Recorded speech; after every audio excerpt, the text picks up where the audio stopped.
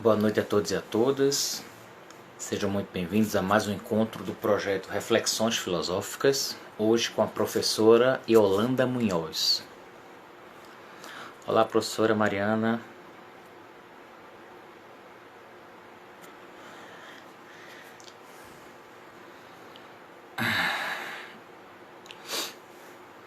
Esperar a professora entrar para enviar a solicitação para ela.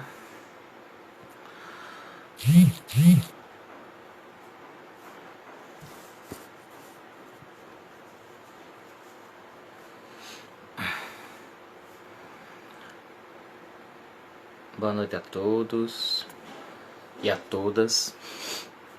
É só esperar a professora Yolanda entrar aqui para a gente dar início à live, tá bem?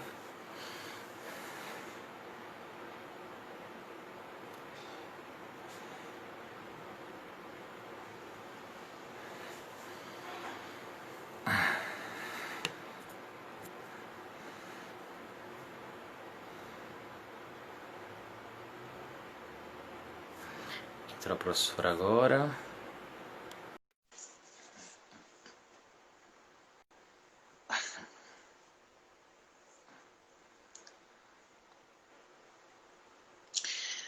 Boa noite, professora. Boa noite. A senhora está conseguindo se ver ou ainda não? Não, não consigo, não consigo. Então eu vou ver você, mas tudo bem. Se você me vê e me escuta, acho que está tudo certo, tá? Se eu perguntar ao pessoal, vocês estão conseguindo ver a professora? Porque ela, infelizmente, ela não consegue se ver, mas eu consigo vê-la e consigo me ver. Queria saber se o pessoal aí também consegue ver os dois, consegue escutar. Para mim está muito boa aqui a imagem, o som. Infelizmente a senhora não consegue se ver, né? Vai falar para uma... vai parecer que é uma ligação. Deixa eu ver só se o pessoal confirma aqui que está lhe vendo. Professora Viviane Boton entrou, foi ela que inclusive tornou possível essa live. Olha aí, consegue sim, o pessoal está lhe vendo sim. Bom, sinto muito, professora, a senhora não conseguiu se ver, mas o pessoal está vendo, tá? Vou fazer aqui uma pequena apresentação para passar a palavra à senhora. Bom, minha convidada de hoje é a professora Yolanda Munhoz. Ela é graduada em filosofia, tem mestrado e doutorado em filosofia e tem 3 pós-doutorados também em filosofia, os 3 pós-doutorados pela Unicamp, né? Trabalha principalmente temáticas relacionadas a Nietzsche, participa de alguns grupos, né, de pesquisa como Ética e Filosofia Política, Michel Foucault e a Filosofia do Presente e Filosofia Francesa Contemporânea. Atualmente tem uma pesquisa de investigação sobre imagem, imaginação e imagem de si. Escreveu diversos artigos e alguns livros, dentre eles Filosofia Política, Nietzsche, a Fábula Ocidental e os Cenários Filosóficos, Isócrates e Nietzsche, uma relação perigosa, e Escolher a Montanha. E o tema que a professora se propôs a trabalhar conosco é a escolha como um instrumento de diagnóstico. Professora, muito boa noite, muito bem-vinda, a senhora tem a palavra. Boa noite, eu que agradeço muito vocês pelo convite, por tudo. E também com as dificuldades que a gente encontrou para poder fazer essa transmissão, né? Mas felizmente encontramos um cantinho da casa e que dá para fazê-lo, tá? Então, estamos só nesse cantinho, desde aqui a gente falará, tá? Bom, então, primeiro eu queria...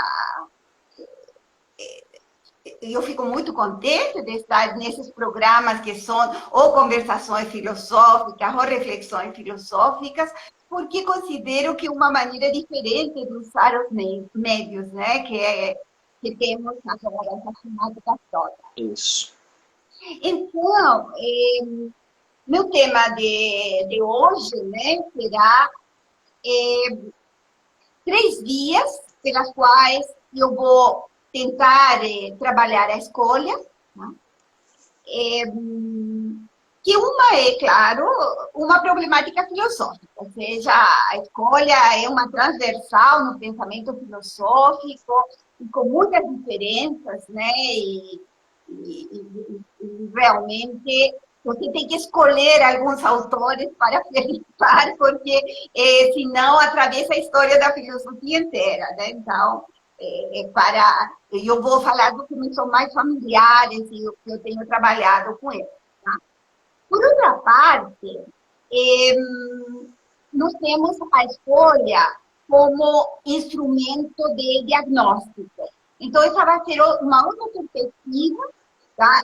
Na medida que penso que podemos, por exemplo, usar aquilo que a gente trabalhou bastante em filosofia, usá-lo operacionalmente. Ou seja, fazer daquilo um operador que já assinala um certo tipo de filosofia que está por trás, né, que nos interessa, de alguma forma, o diagnóstico da atualidade do presente. Tá? Então, esse um pouco, essa segunda parte, que como instrumento diagnóstico, a própria escolha, e depois ver um pouco a utilização possível na avaliação da atualidade. Ou seja, até que ponto esse é um instrumento pertinente ou não para se utilizar nessa atualidade que nós vivemos. Então, eu diria que esses três são diferentes programas, como diria Paul Bain, tá? Tem as camadas e são diferentes programas que não quer dizer que nós vamos facilmente passar de um programa a outro. Tá? Há toda uma dificuldade em passar de um programa a outro. Pelo geral, nós estimulamos essas dificuldades, e quero fazer exatamente o contrário. Quero compartilhar com vocês, né, como a gente, às vezes, está num determinado nível e passa ao outro, tá? Sim, realmente fazer as relações necessárias. Então, esse é um grande problema que nós temos quando pegamos, como vocês sabem, né, uma problemática geral para trabalhar. Então, eu diria, de alguma forma, que existe quase uma certa ética para você passar de um programa a outro. Tá? Eu digo programa, por exemplo, como lo entende o historiador filósofo Bain, ele entende que você está, por exemplo, no programa da literatura e está achando que os personagens de lá são vivos. Mas aí você passa um programa da efetividade, da atualidade, e você não pode operar com esses personagens como se eles fossem parte. Outro tipo de personagem que você encontrar. Então, existe uma certa ética, eu diria, para passar de um programa a outro. Tá? Como, se vocês quiserem, é uma apropriação, é uma adopção que a gente faz de alguma questão, mas para circular entre esses programas, nós precisamos certos cuidados para não trair, né, aqueles que estão implicados, né, nos programas definidos. Bom, então, outra coisa que eu gostaria de dizer, assim, para começar, que o que estou dizendo não é uma justificativa posterior aos saltos que são necessários dar. Tá? Ou seja, se você passa de um programa a outro, da problemática filosófica para o entendimento diagnóstico ou para a avaliação da atualidade, você tem saltos, tá? E o que se trata é fazê-los, mas não justificá-los. Porque senão você cria uma racionalidade acima de aquilo que você fez. Então, o que mais me interessa é trabalhar em diversos níveis, mas com uma constante transformação, com uma constante aperfeiçoamento do instrumento que você utiliza, ou do operador, do avaliador, e também, e principalmente, uma transformação daquele que utiliza esse instrumento. Tá? Então, essa é a minha primeira perspectiva, e eu só gostaria de saber se você está escutando, está tudo bem? Porque... Tá sim, está tudo bem. Está tudo bem, porque eu escuto às vezes um barulho aí, mas não, acho que... Bom, então, para a problemática filosófica, eu vou mencionar alguns nomes. Eu sei que essa primeira parte é a mais complexa, talvez interesse para o pessoal da filosofia, mas em cada uma dessas linhas entramos em mundos diferentes. Então, eu mencionaria primeiro Platão, tá? Porque contra o peso do destino, né, e apropriação, ele vai fazer do mito órfico, que é o mito de Er. Então, esse mito de Er na República, situado no livro 10, né, no fim da República, justamente tem o problema da escolha. Tá? Então, as almas escolhem, tá? Aparecem lá as moiras, aquelas 3 filhas da necessidade, né? E elas são típicas daquelas que tecem o destino dos homens, né? Tecem o destino. Então, a apropriação e o uso que faz Platão desse mito órfico é muito interessante, porque ele vai retirar o peso do destino, que vinha da tragédia, vinha disso, e vai deixar, de alguma maneira, aquela responsabilidade humana, né? Que se dá quando você tem que escolher um modelo de vida quando está morto, porque ele nos conta, né? Depois de 12 dias morto, ele volta, primeiro ressuscitado, e nos conta o que viu no além, tá? Então, nesse além, ele viu essas 3 filhas, as almas que vão para a direita, para a esquerda, encruzilhadas dos caminhos, né? E aí nós escolhemos o modelo de vida. Tá? Claro, é todo muito complexo, porque o modelo de vida que nós escolhemos, o paradigma, né? Que nós escolhemos para a próxima vida, não necessariamente traz a escolha da arete, tá? Nem do daimon, tá? Também o daimon somos nós que escolhemos, mas o daimon não nos escolhe, tá? Então, há todas umas mudanças aí bem interessantes. E eu diria que o Platão, num momento determinado, coloca o perigo que nós temos lá. Tá? O perigo para o homem é escolher uma vida boa, mal, misturada. O que nos vai dar o elemento diagnóstico para isso? Tá? Então, diagnóstico já aparece no sentido grego, né, de distinção e escolha mesmo. E na verdade, essa escolha do modelo de vida não necessariamente acontece, digamos assim, acontece, o homem assume a responsabilidade da escolha, mesmo que ele tenha vivido numa república bem governada, alguma coisa que nós não conhecemos, né? Mas, mesmo que vivimos numa república governada, aí a escolha será por hábito, né? E não será realmente por uma certa purificação, por uma certa mudança, que eu acho que tem tudo a ver com o caminho filosófico, né? Então, para poder escolher bem. A arete, que é o mais importante, não se escolhe, tá? É necessário praticá-la durante a vida. Então, isso assim, um panorama muito, muito geral, né, da escola de Platão. E depois, o antes. Nós tínhamos, eu vou citá-lo depois, porque como muita gente não conhece o suficiente, nós temos Sócrates, né? E Sócrates, eu gostaria de destacar somente o seguinte: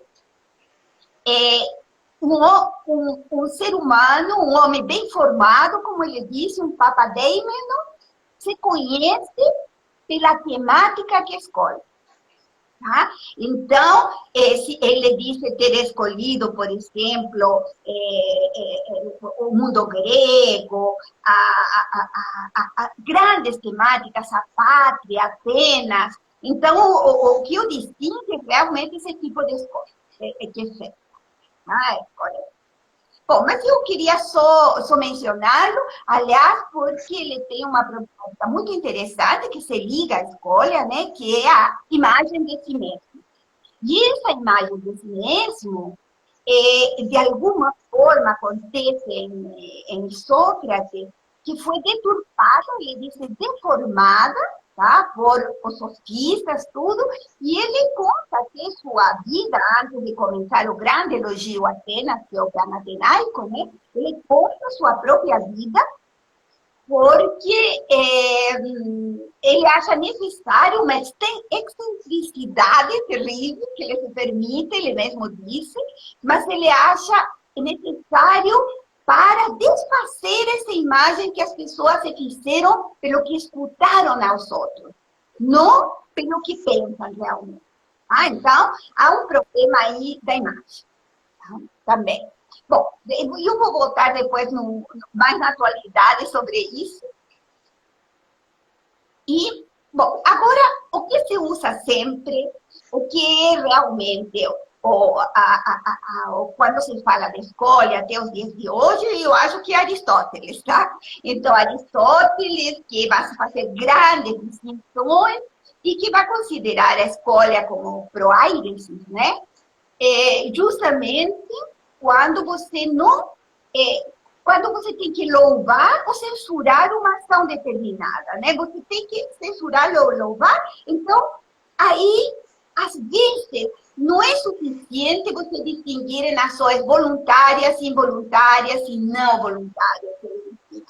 Então, ele, para pegar o caráter de alguém, do homem adulto, né? Sempre com isso que está trabalhando, ele vai, então, a escolha como proairesis, em que você tem uma deliberação prévia e que se distingue, ela trata de meios, tá? Não trata de fins, alguma coisa muito próxima, não é? E que se distingue da aspiração, se distingue da paixão, se distingue da opinião. Então, são temáticas diferentes. E eu acho que essa é uma questão que se conserva muito sem ter lido Aristóteles, mas é com isso que opera, né? E, aliás, porque o que se impõe aí é uma dada configuração que você diz que a razão predomina, o nous, né? É o predomínio da razão. Então, você entende a escolha dessa maneira. Tá? O que nós chamaríamos hoje de desejo, o apetite, né? Ele se adapta, ele se junta depois a essa escolha dominada pelo nous. Então, sempre se entendeu a escolha como uma questão, como uma configuração racional. Né? Bom, depois vai retomar aquilo, só para mencionar, retoma aquilo Hobbes, né, no Leviatã, mas sem usar a palavra escolha. Tá? E ele usa a deliberação. Então, trabalha a deliberação tanto a nível do homem quanto a nível do Estado. É muito interessante aquilo. E ele diminui o papel da vontade, né? A vontade é o último momento. Agora, o que ele enfatiza muito, que eu acho que nos interessa bastante, é que quando você decide, ou alguém decide, fazer ou deixar de fazer alguma coisa, isso vem de Aristóteles mesmo. Fazer ou se omitir. Quando você faz aquilo, no fundo, você passa outra série. Nós estávamos numa série da deliberação, aí podemos pensar muitas coisas, tem conflitos, segundo Hobbes, né, entre as paixões, mas, num determinado momento, você decide atuar ou se omitir. Tá? Então, essa também é uma característica que nós vamos sempre que levar em conta para o que se trata. Né? Agora, o que me interessava, e eu fui atrás disso, porque me interessava muito saber o que ocorre no século XIX, né? No século XIX. Então,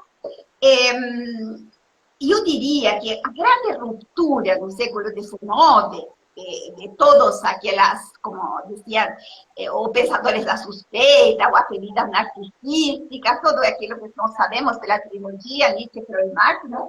Vamos retomar, no caso aqui, um pouquinho uma frase só de Marx, para citá-la, que vai utilizar no 18 de maio, né, que é uma análise interpretativa muito interessante, como você sabe, e aí o Marx nos disse, os homens fazem sua própria história, mas não como querem. Não, só as circunstâncias de sua escolha. Eles não escolhem, na verdade, ele já está determinado. Mesmo assim, eles podem fazer a própria história. Mas já está, o cenário, digamos assim, está determinado. Já tem todo o problema do determinismo, né? E aí, então, os homens não escolhem as circunstâncias são dadas. Tá? Então, nós temos essa ruptura. Bom, e eu dando um salto assim para Nietzsche, né? É uma problemática que tem me ocupado muito, e eu trabalhei muito essa questão da escolha em Nietzsche, e não é porque, justamente porque é uma questão lateral, não é o que costuma ser trabalhado em Nietzsche. E há um parágrafo, tá? Há um parágrafo, nesse autorretrato que hoje amo, né?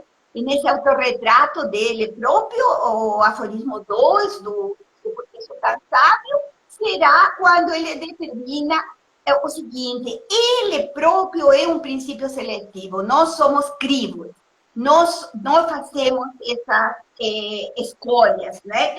E agora, de alguma maneira, nós somos um filtro. Então, aí escolhemos ou deixamos de lado.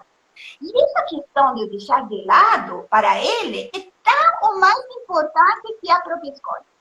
O que você deixa de lado, o que você abandona, né? E tem outra característica que me interessa muito, né? Que ele diz que a escolha é instintiva.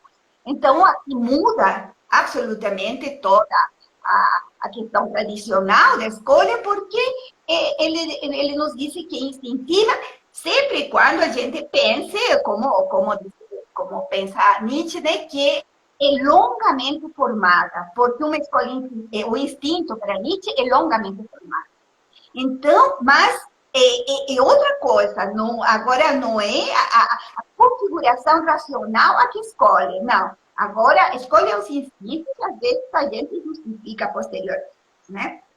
Bom, entre esses pensadores todos, entre Nietzsche e Foucault, por exemplo, me interessa muito, hoje em dia, Klossowski, tá? Klossowski me interessa muito, e por incrível que pareça, ele vai retomar a escolha platônica e dizer que o mito de Eres está em Nietzsche. Tá? E que o Nietzsche trabalha com os mitos e com o conceito de graça divina. Então, com esses conceitos, segundo esse polêmico pensamento de Klossowski, né, com esses dois âmbitos, o âmbito grego, né, da escolha e da mitologia em geral, dos deuses gregos, e, por outra parte, a questão da graça, ele nos diz que ele consegue romper com as categorias de progresso. Tá? Então, ele dá uma leitura muito especial, e eu queria só nomeá-lo, né, nesse sentido. Bom, e finalmente chego àqueles pensadores que eu tenho dedicado muito tempo, né, que é o Foucault e o Bourdieu, e contando que, na verdade, que me levou a estudar essa questão toda da escolha foi, e quando eu estudava Foucault, foi ler os artigos de Bourdieu que ele reclamava dos intérpretes de Foucault e dizia que não se preocupavam com as escolhas de Foucault. Né? E que quando ele vai tratar, por exemplo, o Foucault como um cidadão da antiguidade, ou como um samurai, essas características que dá por dentro para Foucault, né? Ele nos disse que Foucault escolhe sem justificar. Ele faz suas escolhas, mas não justifica as escolhas. O que é bastante difícil de você provar no pensamento de Foucault, tá? Aliás, se você depois leva isso a sério, vai para ver, vê que o Bourdieu se aproxima muito mais de Nietzsche nessa problemática da escolha, né? E ele é uma problemática do próprio pensamento hegeliano, que eu diria que dá até de presente para seu amigo Foucault, tá? Acrescenta a seu amigo Foucault com essas doações próprias do Império Romano, como o evergetismo que ele estuda, que ele realmente acrescenta. Bom, eu não sabia isso no começo, né? Me perdi muito, fui atrás das escolas de Foucault, fiz tudo isso e realmente para chegar depois a que Foucault não utiliza quase nunca a problemática escolar. Isso é muito interessante. O Foucault não utiliza essa palavra. Inclusive, há uma entrevista que ele dá em inglês, e em que ele utiliza a escolha que temos que fazer a cada dia e determinar qual é o perigo principal. É uma escolha diária, diz Foucault. Quando esse texto é publicado em francês, ele apaga aquilo da escola. Apaga mesmo. Então, é muito interessante, porque eu acho que ele quis se afastar, talvez, de toda a problemática sartriana das escolas e tudo mais, né? Então, ele não entrou nisso. Então, pela primeira vez, porque o pessoal me procura para as entrevistas muito mais com Foucault, né? Pela primeira vez, estou tratando uma problemática que não é Foucaultiana, tá? Aqui não estamos nessa questão. A não ser que seja o seguinte, que Foucault utiliza o tempo todo a escolha na forma da sua desaparição. Como diz Blanchot, por exemplo, com respeito ao sujeito em Foucault. O sujeito do Foucault está aí, tá? Mas com respeito à sua. Agora, quem utiliza o tempo todo é Paul Veyne, por isso que eu escrevi o texto de Paul Veyne, que é aquele doutorado que eu fiz na USP, né? Com o professor Renato Giannini, e que, de alguma maneira, é um problema da escola. Então, é por isso que chama-se o livro Escolher a Montanha, né? São os curiosos percursos de Paul Veyne.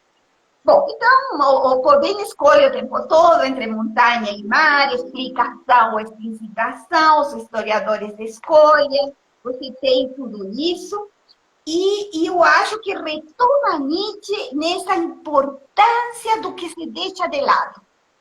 Ele vai chegar a dizer que um historiador se conhece pelas páginas que não escreve.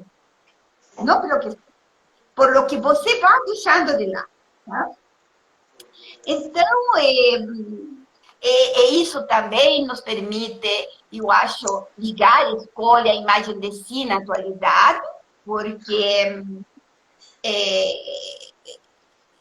para Paul Veyne, o cidadão antigo e o cidadão ainda da nossa atualidade, ele tem um respeito pela imagem de si, mas a imagem de si considerada como a forma em que nós obedecemos. Então, isso faz parte da imagem de si. Então, a imagem de si é uma questão muito mais pública, se você quiser. Então, os outros que fazem a imagem de si, não é você mesmo. E é por isso que, por exemplo, o Sócrates tinha que reformular a imagem de si mesmo, né? Porque o que ele dizia, aqueles terríveis fascistas, ou seja, sofistas, isso de fascistas é um lapso meu, tá? Então, aqueles terríveis sofistas tinham, de alguma maneira, prejudicado sua própria imagem. E isso me parece uma questão muito atual. Segundo Paul Veyne, o cidadão atual ainda vota, por exemplo, de acordo à imagem, muito mais do que a programas políticos. Tá? Ele vota de acordo à imagem. Então, é por aí que vou me aproximando, então, agora a uma questão mais da atualidade. Eu acho que tem ainda um pouquinho de tempo para falar. Tem sim, professor. Fica à vontade. Tudo bem.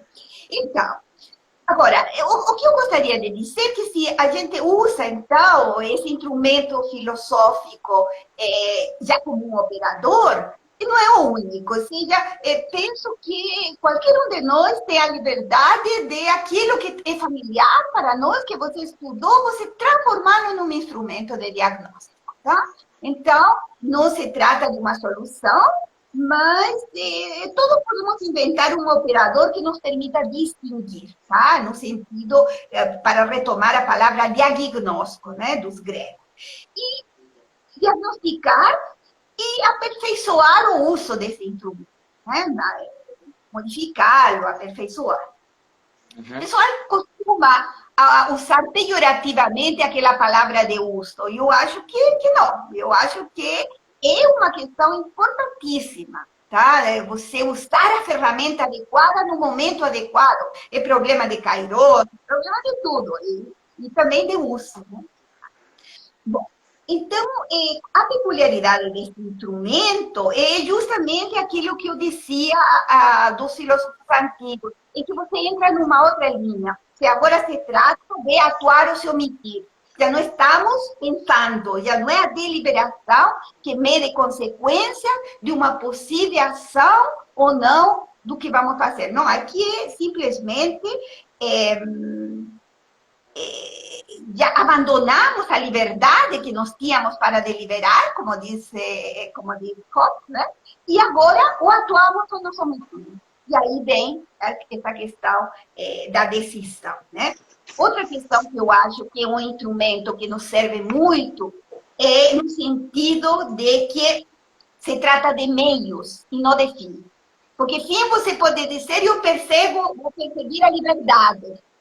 E para isso, usar meios completamente antidemocráticos, né? No entanto, em nome da liberdade, você usa instrumentos antidemocráticos. No entanto, aqui se trata do problema do meio que não é um fim, ou seja, e se escolhe, a escolha tem a ver com meios a nosso alcance, tá? É a nosso alcance, não se trata de muito longe. Tá? Eu lembro de uma frase, por exemplo, do Renato, analisando o 18 Brumário, em que ele trata como meio, marca o fim que pretende gerar, tá? Porque, ou seja, não é neutro. Meio. O meio determina meio que essa finalidade, que pode ter uma finalidade abstrata, de todo tipo, né? Então, hoje nós podemos relacionar isso com o que chamamos meio de informação ou de desinformação, tá? Então, aqui é justamente onde vamos nos aproximando dessa atualidade. Tá? Outra coisa que eu gostaria de dizer desse instrumento é que a crítica e a autocrítica constante não só tem que ser operada em nossos próprios discursos, mas também nos instrumentos que nós utilizamos. Se a gente consegue renovar, aperfeiçoar os instrumentos, eu acho que é uma questão muito, muito interessante. Tá? Então, nesse sentido, há uns textos atuais que se critica também, por exemplo, que você atua com preconceitos julgando, e dizer, por exemplo, selfies das mulheres. Porque as mulheres fazem selfies e colocam no Instagram, no Facebook. E de que se trata isso? E existe uma pesquisa muito séria, muito interessante, tá? Feita em Montreal, que, na verdade, trabalhou com mulheres de diversas idades e tudo para pesquisar isso, e considerou um preconceito total a gente falar simplesmente de dominação patriarcal e capitalista, para julgar aqui. Tá? Coisa muito mais complexa, e eles tomaram toda a bibliografia que circula sobre isso. Tá? É alguma questão que me leva muito mais para o plano da atualidade. Então, já agora para ir fechando, já me referir à própria atualidade, eu diria o seguinte, tá? Nos anos 70, por aí, 80, surgiam as primeiras propagandas que perceberam que, na verdade, as pessoas estavam muito interessadas nas suas escolas. Essa coisa a seu alcance, ter escola. Então, eu lembro ter ficado assim um folhetim inteiro dedicado de um jornal daqui de Brasil, por exemplo, dedicado a uma questão que chamava de escolha seu sofá. Então, aquilo é, de alguma maneira, já você é um modo de vida determinado, porque que escolha é essa? Já tem um modo de vida, que o sofá é importante, então, escolha seu sofá. Bom, mas depois tinha também aquela propaganda que dizia, por exemplo, diante da Coca-Cola, luta entre Pepsi-Cola e Coca-Cola, né? Então a Pepsi dizia, agora você tem escolha. Então, era isso que depois saiu derrotada aquela da escola, tá? Bom, por que eu digo isso? Porque eu acho que foi, de alguma maneira, ficando tudo isso mais sutil, tá? Tudo bem, muito mais sutil e, de alguma maneira, nesse jardim de desinformação ou do bombardeio mediático em que nós nos encontramos, né? A gente pode, de alguma maneira, tentar cultivar nosso jardim, que é uma frase de Nietzsche que o pessoal gosta, o grupo de imaginação de si gosta daquela frase de Nietzsche, tá? Então, cultivamos nosso jardim, pode estar aí na liberdade, então, nossa liberdade, nesses pequenos gestos, né? Não nos grandes. Então, eu acho que temos que levar, hoje o nosso jardim mudou por esse jardim informático, né? Então, a gente tem que refletir sobre isso.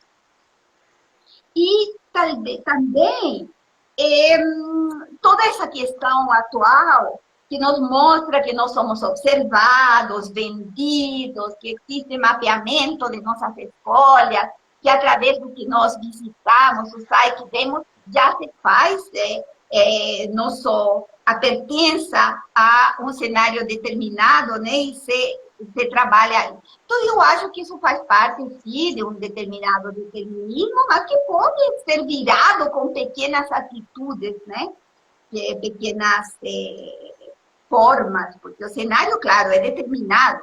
Então, estamos num cenário que é determinado, mas isso não significa que você possa criar brechas, né, ou comportamentos alternativos, ou considerar uma imagem de si diferente. É nesse sentido que eu retomo, então, essas selfies femininas no Instagram e no Facebook, né? Que foram trabalhadas num jornal feminista, uma pesquisa feita em Montreal, uma das autoras é Chiara Piasetti, tá? E são duas autoras. E porque eles mostram que esse ego-retrato pertence a uma tradição do autorretrato, tá? E que também há uma complexidade e uma profundidade nesse tipo de produção cultural visual, né? Que realmente você analisá-lo com determinados preconceitos não dá conta do fenômeno. Então, me parece muito interessante, ligado à imagem de si, se bem que as autoras falam de sentimento de si. Tá? Bom, então, eu acho que essa imagem de si, junto com essa escolha, é alguma coisa que nos serve, né, para aquilo que nos diz que nós somos observados, vendidos a toda hora, né?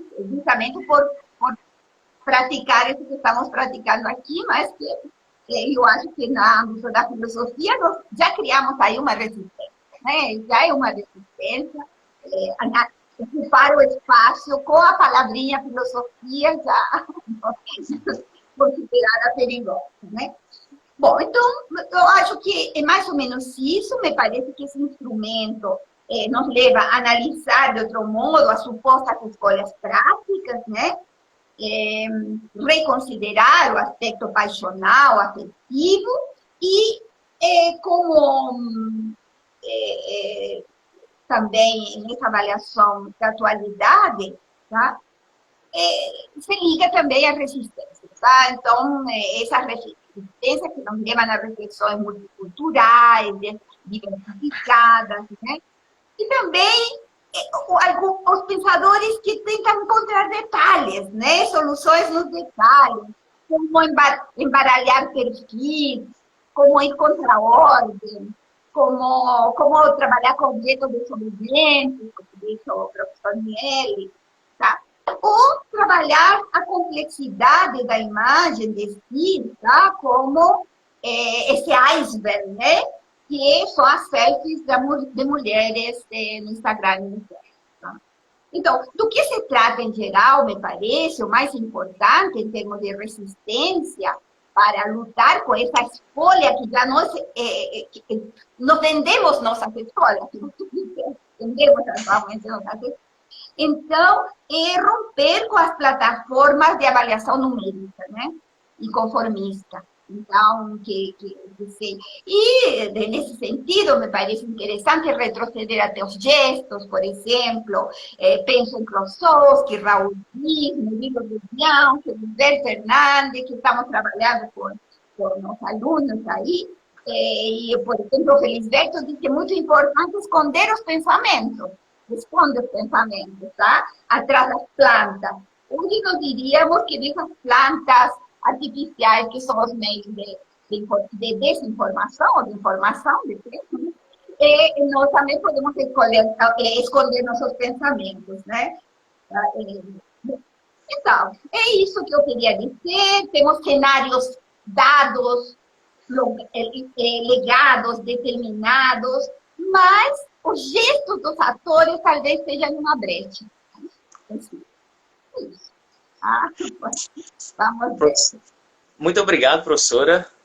Eu fiz aqui algumas anotações para fazer algumas perguntas. É claro que essa temática a senhora já trabalha há algum tempo, a senhora escreveu um livro sobre isso, artigos sobre isso, e a senhora teve que sintetizar, né? Então passou muito assim, né?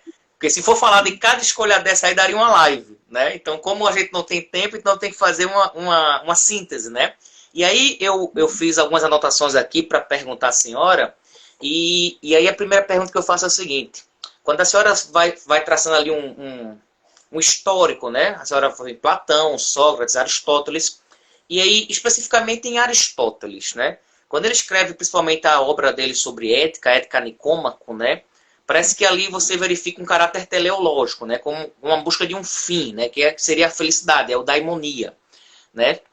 Essa escolha que Aristóteles trabalha, num certo sentido, é uma escolha onde você percebe um direcionamento ou é uma observação? Ele escreve no sentido de que as pessoas têm que escolher aquilo, ou são as pessoas que escolhem aquilo e a partir daí ele escreve? A eudaimonia realmente seria o fim de que todos devem buscar? É uma escolha, digamos assim, que não é direcionada, é uma escolha natural, ou tem alguma coisa de controle sobre a mentalidade das pessoas aí?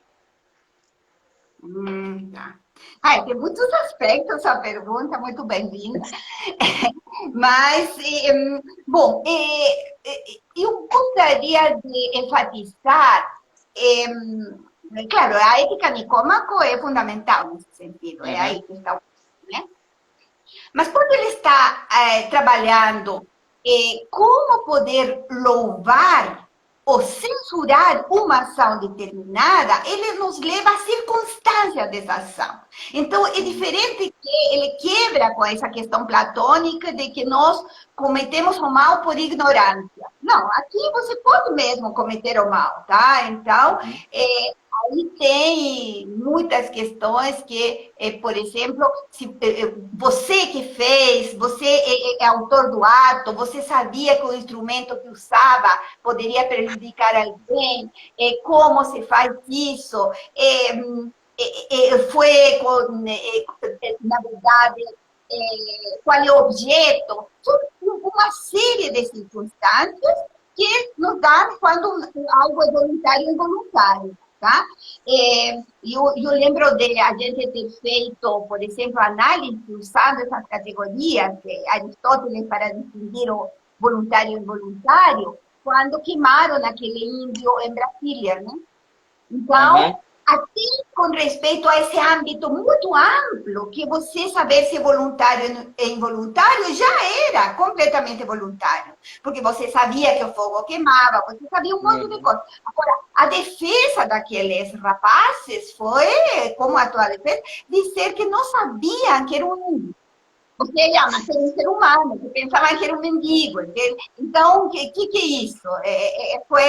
Mas, mesmo assim, se você cumpre todas essas circunstâncias, ele acha que há alguma coisa de peculiar ao próprio ser humano adulto, porque até os animais também têm aquela questão de vontade. Então, vai além, e, nesse sentido, ele nos coloca a diferenças que na escolha você tem uma prévia deliberação.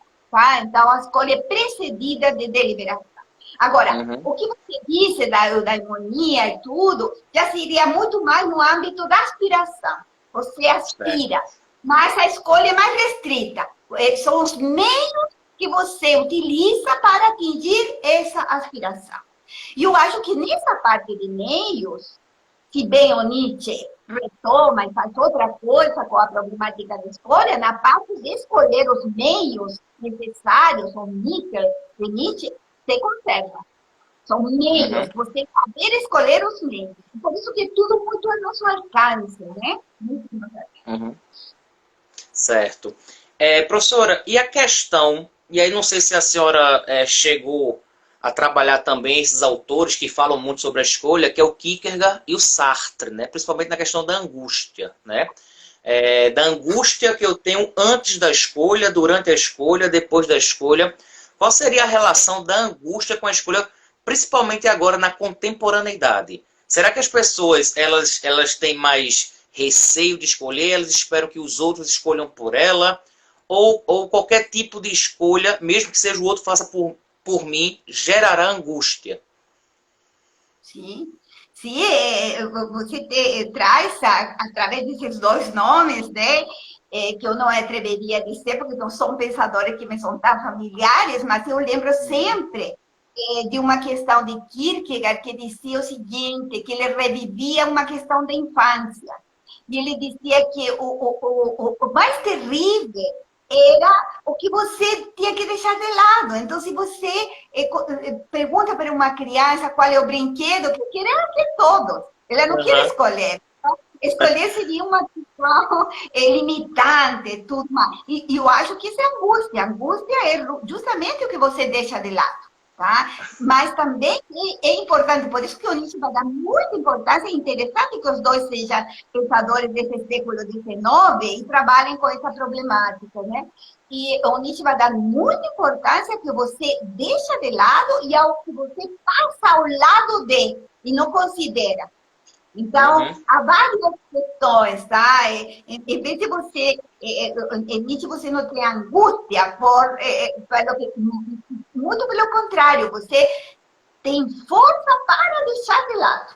Tá? Uhum.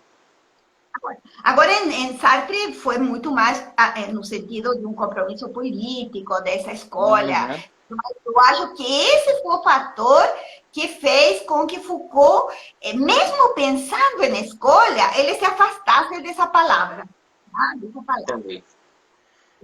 Já que a senhora citou Foucault, e a senhora tem grupo de estudo sobre Foucault, e a senhora, na sua exposição, falou dele, vou fazer então uma pergunta relacionada a ele. Em algum momento, mesmo que ele evite a palavra escolha, a senhora até falou que numa palestra em inglês ele citou, existe alguma relação entre escolha e o cuidado de si? A senhora consegue perceber alguma relação?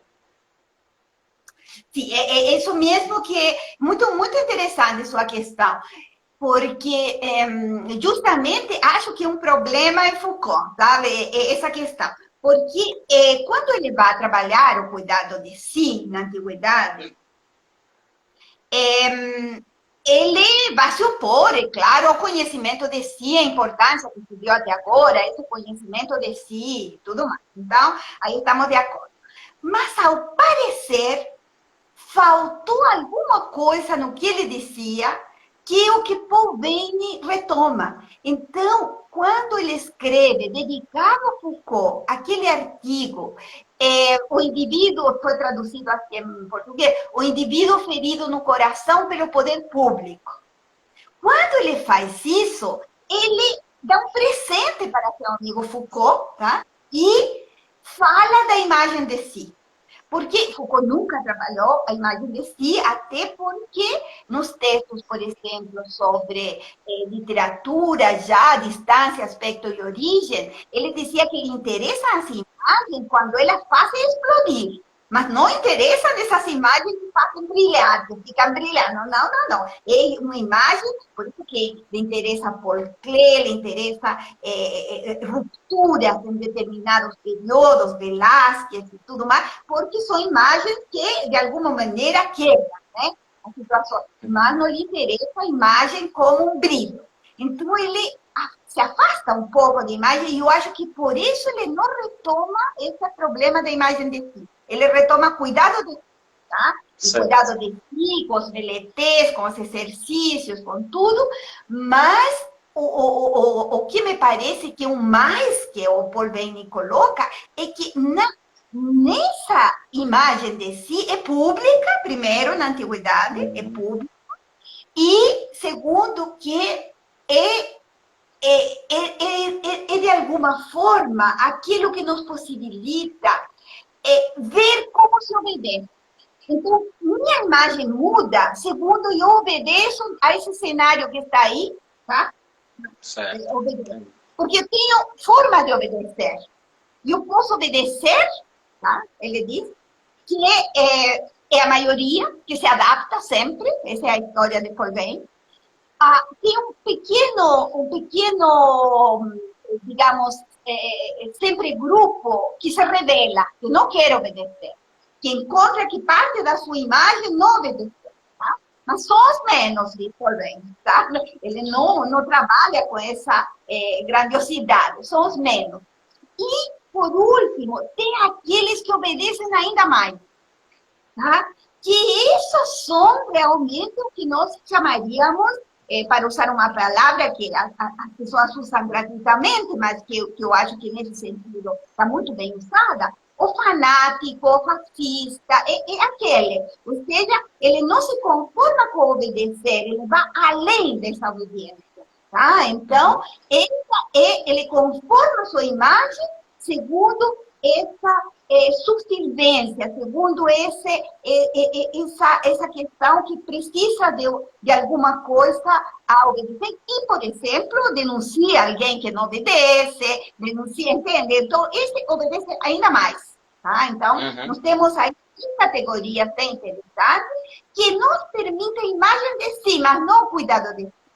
Agora, com respeito à questão Foucaultiana, eu acho que ele é muito pertinente porque ele fala de diagnosticar o perigo principal. Então, ele já parte que não temos muita escolha em sentido político, por exemplo. Então, não temos muitas escolhas. Não se trata de ter um universo, não. É o que não se escolhe, verdade? Mas, então, o que vamos fazer isso? O que vamos fazer se estamos totalmente limitados? Porque nas palavras de Foucault não se diz, não se faz e não se pensa qualquer coisa em qualquer época, né? Então, que escolha é essa? Então, estamos muito limitados. Mas aí você tem uma possibilidade, né? Que é, dentro dessa situação, você diagnosticar qual é o perigo principal. Já não diagnosticar o que eu vou escolher, senão que ele de alguma maneira utiliza o avesso. Ele nos diz, não temos escolha, mas podemos sim escolher, se você quiser, qual é o perigo principal. Tá? Já vi um depoimento uma vez para a Viviane, conhecer essa escolha do perigo principal, que é muito, muito interessante. Tá? É o que ele chama de pessimismo ativo, né? Seu pessimismo ativo é esse. Pessimista, mas ativo.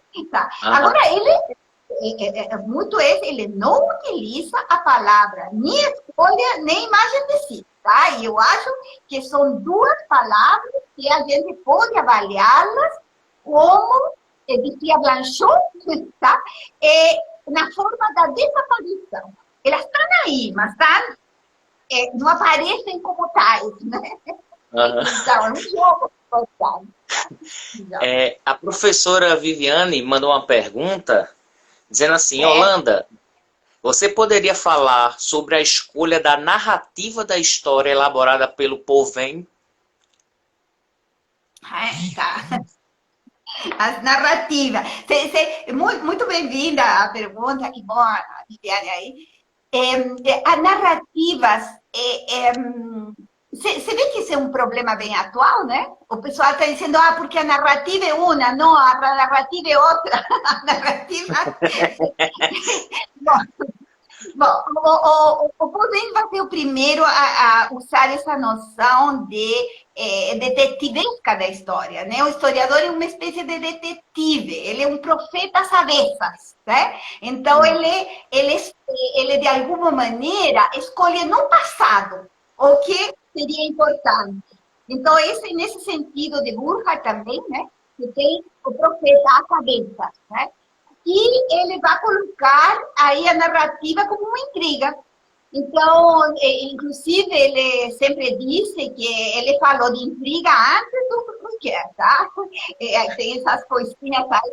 Então, como se escreve a história, você tem essa questão da narrativa. A história é uma narrativa mesmo que você tem, e o historiador, ou aquele que junta os documentos, que faz tudo isso, é uma espécie de detetive, tá? Que pode errar, não descobrir onde estão as coisas, mas que ele percebe também lacunas, né?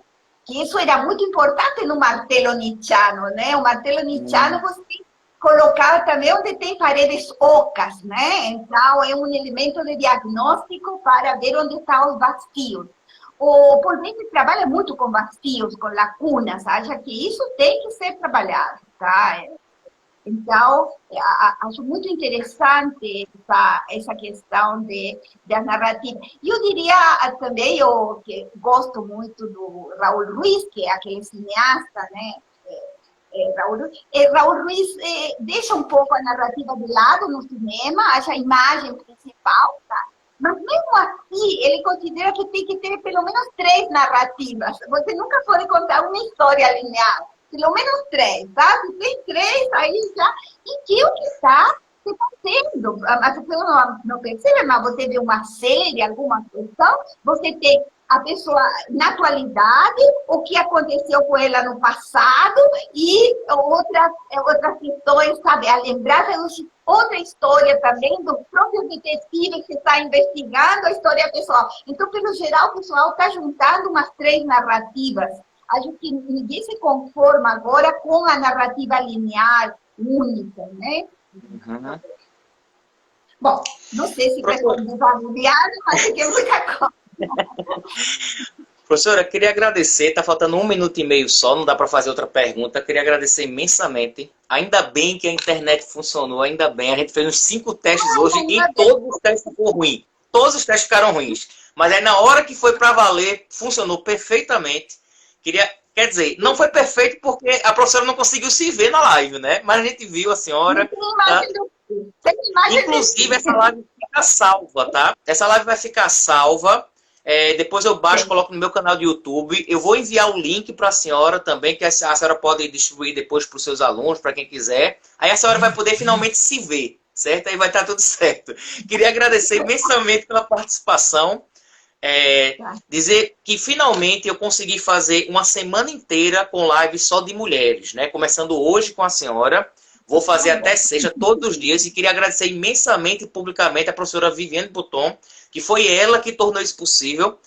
Das 5 professoras, ela me indicou 4, né? A Juliana Ágil, a Georgia Mitrano, a Daniela Magalhães, e amanhã a nossa live será com a professora Maria Lúcia Cacciola, né, falando sobre Camus e Schopenhauer, pandemia e peste. Então, assim, ainda bem que temos essa semana inteira dedicado às mulheres que pensam, às mulheres que refletem, tem que ser muito mais escutadas. E nós, homens, temos que nos calar, escutar e aprender com vocês. Muito obrigado, professora. Tenha uma boa noite e até amanhã a todos. Agradeço muito a oportunidade toda, tá? Muito obrigada. Muito obrigada. Tchau, tchau. É isso, Tchau, pessoal. Boa noite a todos e até amanhã. Obrigado, professora. Daqui a pouco eu envio a senhora o link, viu, Ótimo, ótimo. Tá? Vou publicar no meu Instagram agora e também no meu YouTube. Até a próxima. Tchau, tchau.